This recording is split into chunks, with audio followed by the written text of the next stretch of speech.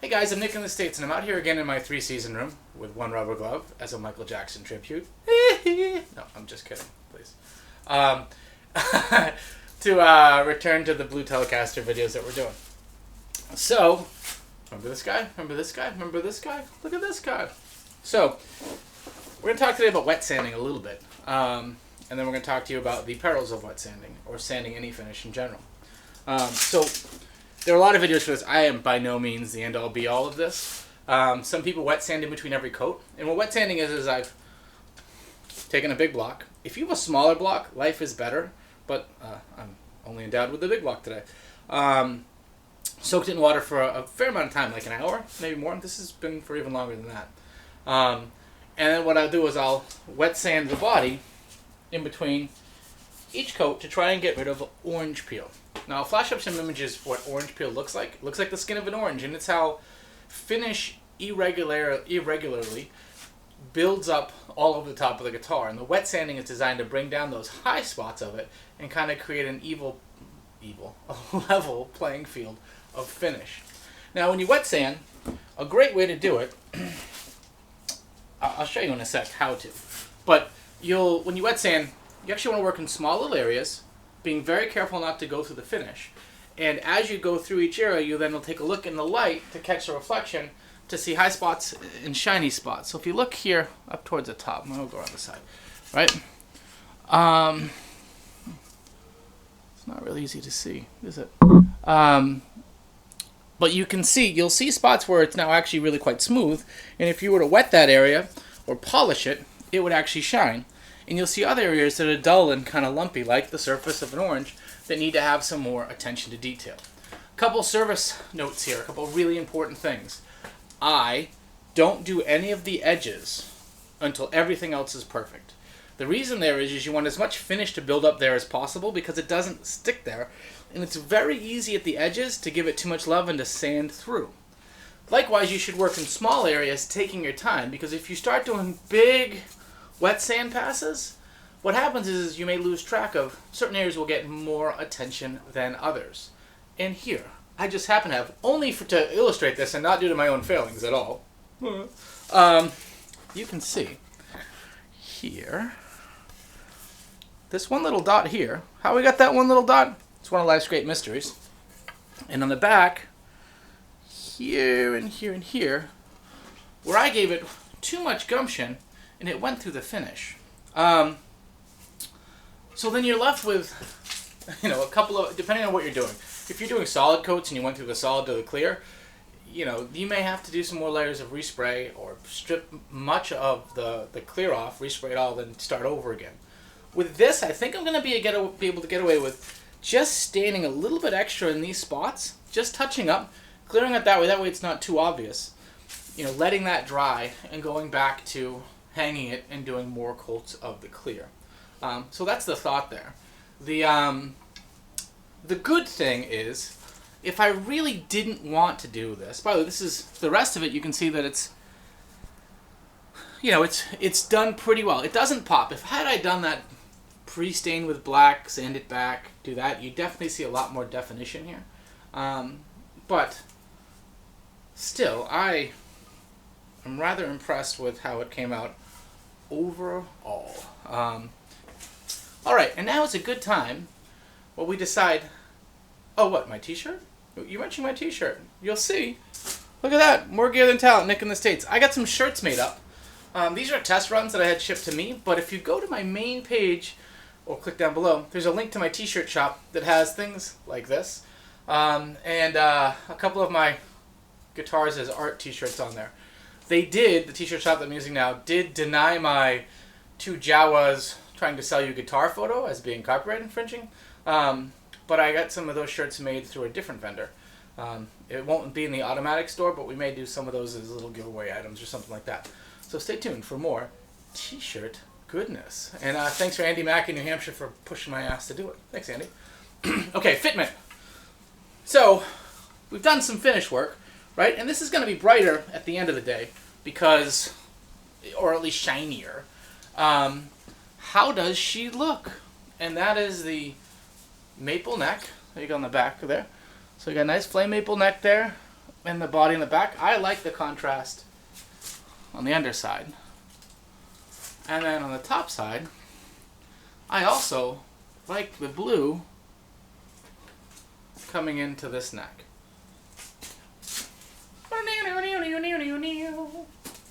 Alright, anyway, enough about that. But it's always good to keep your eye on the prize on how is it all going to go together. So now, as we said, I'm going to just show you a little wet sanding thing. So what I do with wet sanding is I've got this thing here like this. And I do it on the table, but it's just working small areas. Or you can see, actually, there's a good spot. So this is nicely illustrated a little bit better here. You can see there where that's probably good. And then as I came back over here, through here, still needed a bit more love. So in little areas, I first sand, then I eyeball and look, or I wipe away and look, and I try and figure out, am I getting smooth or do I still have orange peel? And you might be able to get orange peel pretty well shown right about here, as there's still a bunch through there. Now you want to make sure that before getting this stage that you feel comfortable that you have enough coats on. And for me, enough coats is 3 times as many coats as I think I need. That's just kind of how that works. So what I'll do is I'll go through that process, wiping in between each run, and looking to see, am I seeing things get brighter? You know? Also looking to see, am I going through the finish anywhere? And then I'll use a little bit of water just to clean things up so that I get a good approximation of what it's going to look like when it's all finished. But you can see there's still, see those pores, like it's shiny, but the lighter spots in between, that's orange peel. So if I want to make that work better, I got to get that stuff to go away. So that's what I'm working on there.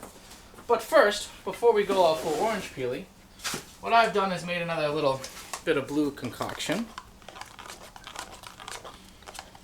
which is just the water-based dyes in blue. Blue, I will tell you, if you read about water-based dyes, has the hardest time of dissolving. So you really need to do blue in hot water. And you really need to do the blue in the hot water, and you may have to add some other stuff to it. I'll see if I can find a link. I think Stewie Mac has it and a couple other people that I think you can add some solvents to the blue to really help it apply. If you really want to go crazy with colors, water-based probably isn't the way to go. There's aniline dyes, and those have a whole different thing that I can't even really begin to expound on. So anyway, aniline dyes for like that crazy brilliant pop. But I think we'll still do real well here with these nice, easier water-based dyes in this guy. Let's swing the camera over. So here, take a look. Look, you can see. Here's my workspace. Cool. You can see it's wet there. So what I'm going to do first is just kind of clean this thing up with a little clear water.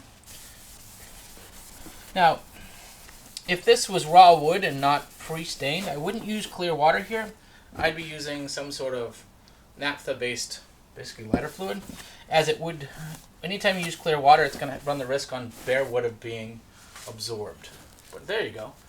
And then you can kind of get an approximation of what this is going to look like finished as a shiny thing, because the water does a good job of approximating a clear coat.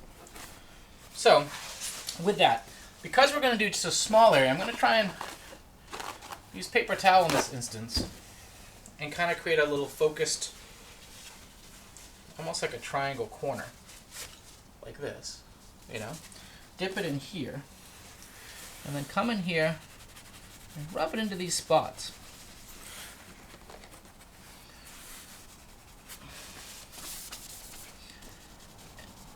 And the key is, this may never look perfect, which is part of this whole game. And on this guitar, this is actually going to be covered by a Bigsby anyway, because this is Nick in the States channel. And that's what I end up doing. But the hope here is that the rest of this clear coat won't absorb, and only the wood that's had a little bit of that finish taken out of it will absorb the stain here to kind of touch it up. So now I'll kind of wipe that off like this, and pass one is kind of complete. Now what I'm going to do is I'm just going to do this section here, so you can get an idea of how well it's taking And then we'll do that little dot over there, which is a good control. So if you got, scientific experiment, we are nothing here if not scientific, as real scientists laugh gratuitously. But at least then we've got a nice little control to compare to.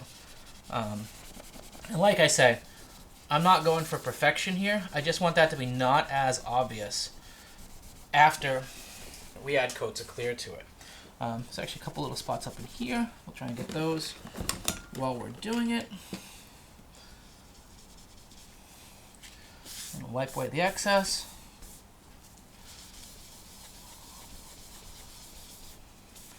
For that spot that was right there, that little bit did wonders. And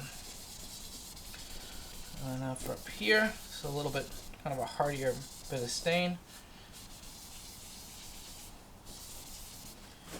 Alright, carefully place our staining application right there. And wipe this down for a bit just to get any of that extra off. That's what water's good for.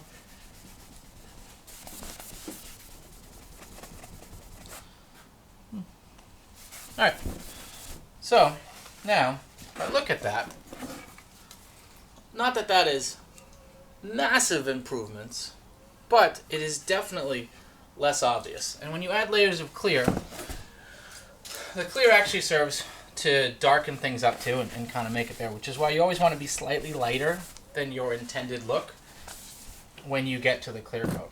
Oh, a little bit more there. Anyway, I'm blathering. It's Sunday morning. The weather is rather nice, and I'd rather not be raking my leaves right now, so this is fun. Alright, so now though, if I wipe this off, you can see here that that's disappeared a bunch more. Still not perfect, but I think it's close enough there compared to this little dot that was over here. So let's go try and solve his problems by getting some nice, good blue. What's nice about this one little dot up here, and I could have even left it really, but it's fun to kind of document the fix of it. It's going to be covered by one of the knobs. I know some people don't like having knobs all the way up here, but I kind of like them up in at least this general area, if not all the way up here. Or the flip switch for that matter, but I'm probably going to do volume knob, flip switch, then tone knob.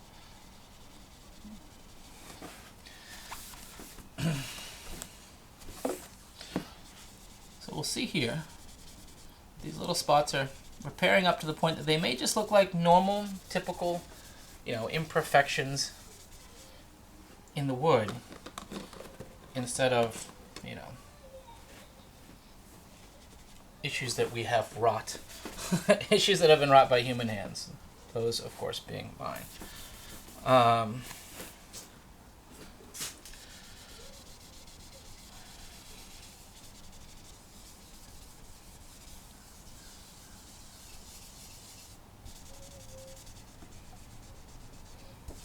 Anyway, so we've got that there.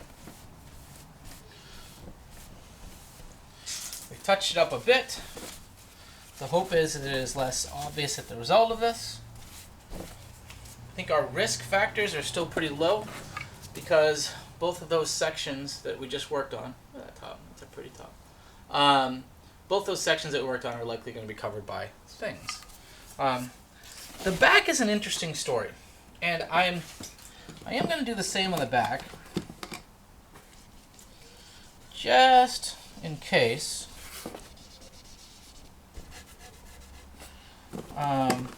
Just to try and get that thing on there. A nice bit of there, through here. Shouldn't need as much though, because the back already has a lot of dimension to it. You really want to make sure that any of your spills, your runs and stuff, you deal with right away. But you can see, is it wet now? The back stuff has kind of disappeared, so I really didn't need to do a lot. Because the worst thing you're going to get is kind of lightened areas like you see right here. That it's just more forgiving. And we like forgiving on projects like this. So, I'll take some of this, wipe this down. So the next steps is going to be to let this thing dry for a period of time. And then once she's dry, I'm going to shoot more clear on it. And then after the additional shots of clear, we are going to, once we have more clear shots on, sorry, busy working and not doing the working and talking thing well. Once we go with some more clear coat to it, we'll then take it, wet sand it again, and be able to really get closer to the finish line here. A key way to look at most projects, whether it's a song, a guitar, or whatever, is they're never perfect. They're just at some point finished. So we'll see how this goes, and we'll make that work. So I'm going to hang this thing up, let her dry. Where are my hooks? Further proof, once again, that a coat hanger solves all of life's problems.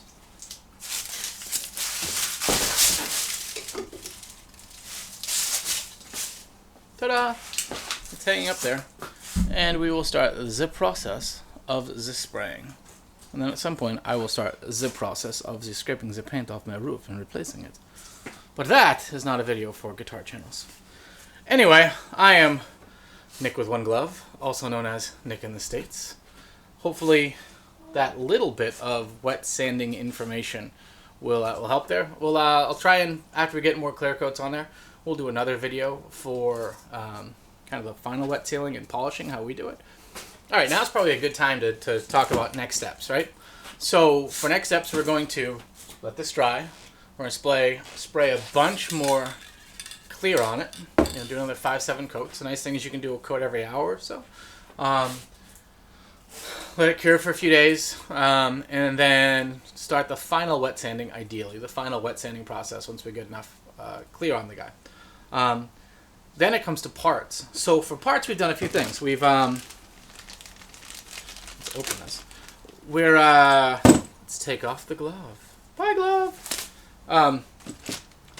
So it should come as a surprise to no one that this is going to get Bigsby-ified. So the first thing I had to do is find a bridge that I could mount to it to do that. Now, the Bigsby, I don't know which way I want to talk about it.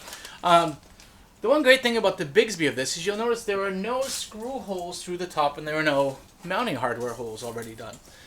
And if you ever want to challenge yourself, try drilling 6 holes straight through the body, straight. So on the other side, when you put little nice neat ferrules like on the top of a professionally built Telecaster, and have them look straight. It's very challenging, and it's a great way to drive yourself to drink.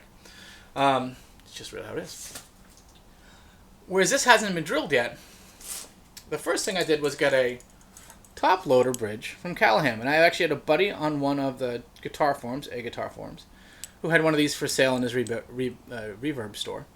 And what's great about this is you have the intonatable saddles, always a plus. They're nice and brass, always a plus. They're Callahan, which meant it was expensive, and it was, but because it was used, at least it was less expensive. These are about $100 new.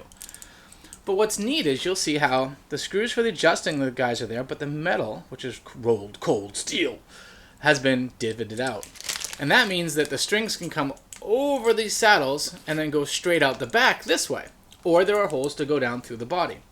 And because this is set like this, it's great to go next to a chrome humbucker ring, which is, I have one of those somewhere too. I don't know really where that is. It's in my guitar bag. So now I can mount this right about here, giving me enough room to put a Bigsby B5 right here, which is on its way from the Stratosphere. Ironically, if you go to the Stratosphere's website, they have the B5, the same B5, in a bunch of different price ranges, but there was a sale this weekend, and you get 10% off, so I got it shipped to my door for less than $100 for the B5, which is less than what you normally pay for the import version, the B50. So, it's a good deal. So it'll get a Bigsby there. It'll get a Seymour Duncan Pearly Gates humbucker, which I thought would go well because it's a mahogany body with a maple cap. Very less polish, and I don't have anything with the Pearly Gates.